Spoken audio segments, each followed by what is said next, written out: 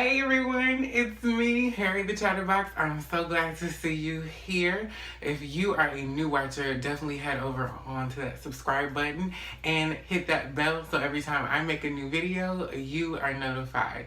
If you are a returning viewer, thank you so much for coming back. I'm always glad to see you guys. So this video is for the last day of Black History Month, but March 1st starts the beginning of Women's History Month, and I'm going to be doing this video for both of them.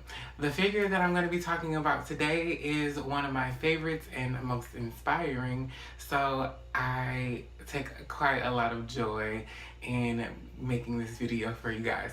So without further ado, let's get into the video.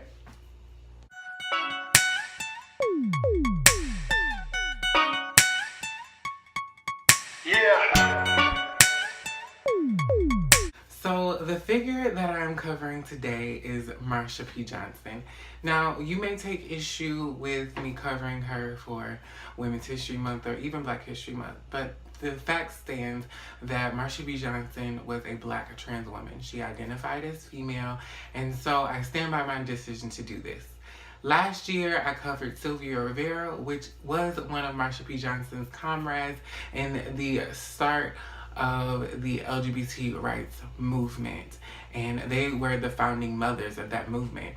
And so I take a lot of pride in talking about this woman. She gives me a lot of hope and inspiration as a queer person, a gender non-conforming person that is Black.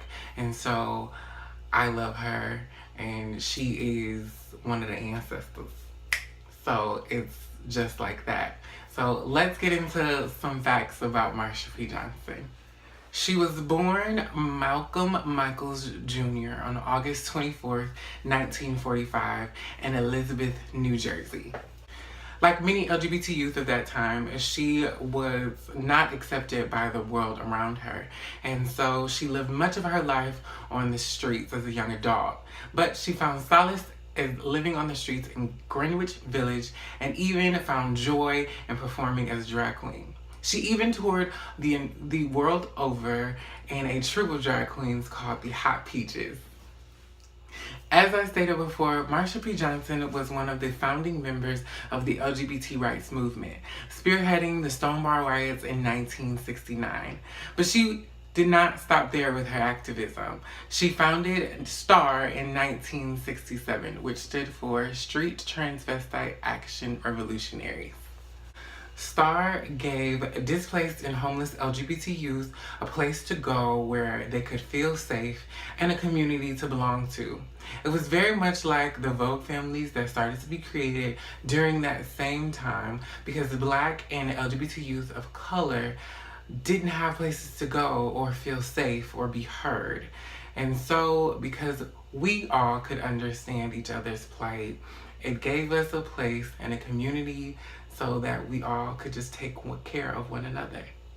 Even though Marsha P. Johnson was a pillar of the LGBT community and committed her life to taking care of LGBT youth, she was constantly overlooked by the mainstream LGBT rights movement because she did not fit the mold of a white gay man that everyone just simply could relate to, apparently. She was Black, she was trans, and people did not understand her, and therefore she could not be put in the forefront, according to them.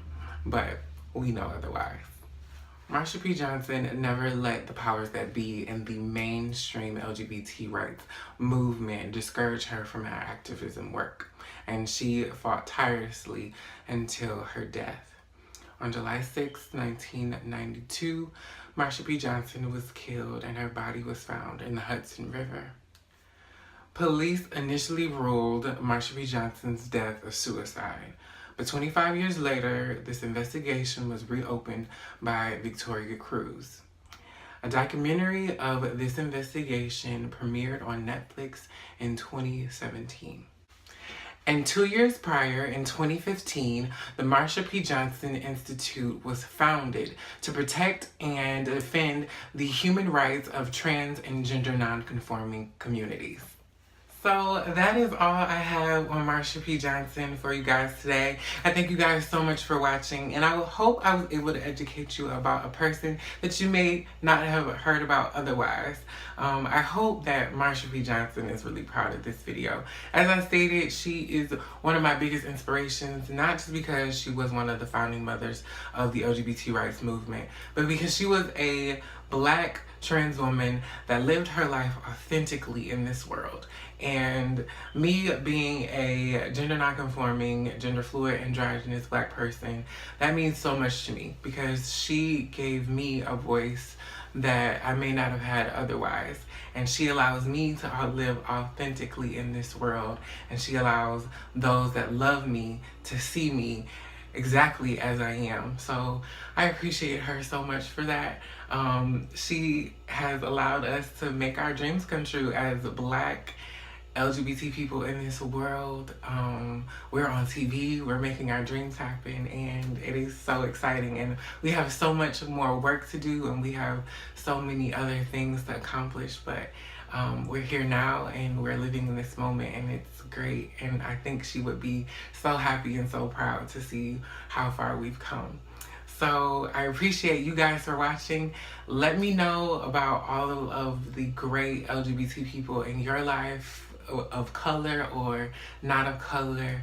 I hope you guys had an awesome Black History Month, and I hope you guys have an even better March in the Women's History Month. I thank you guys so much for watching once again, because you could have been anywhere else on the internet, but you decided to watch me.